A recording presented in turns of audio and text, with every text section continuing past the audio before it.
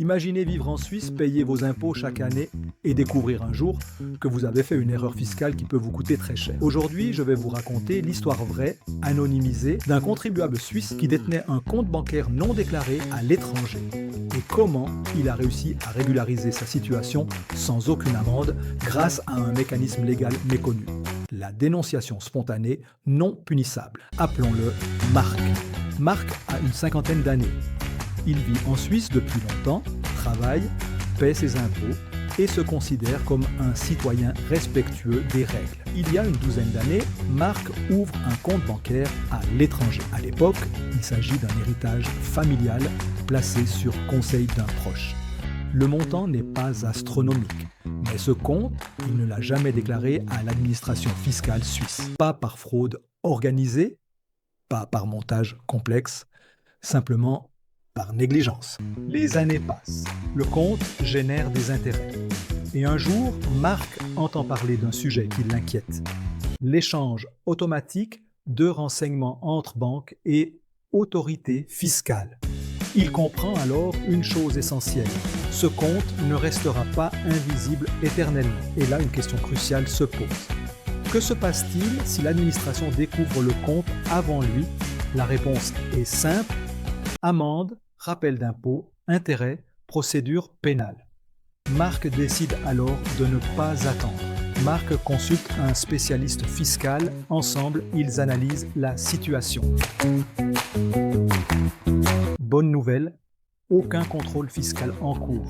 Aucune lettre de l'administration, aucune trace que les autorités connaissent déjà le compte. Le conseiller lui parle alors d'une procédure prévue par la loi suisse. La dénonciation spontanée non punissable. Mais attention, cette procédure n'est possible qu'une seule fois dans une vie. Elle exige une transparence totale et elle n'efface pas l'impôt dû. Marc comprend.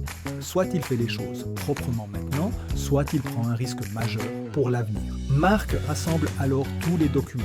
Relevés bancaires, solde annuel, intérêts perçus. Il déclare l'intégralité du compte sans rien cacher. Il adresse une dénonciation écrite à l'administration fiscale cantonale. Il coopère. Il répond aux questions. Il accepte le principe du rappel d'impôt. Plusieurs semaines passent, puis la décision tombe.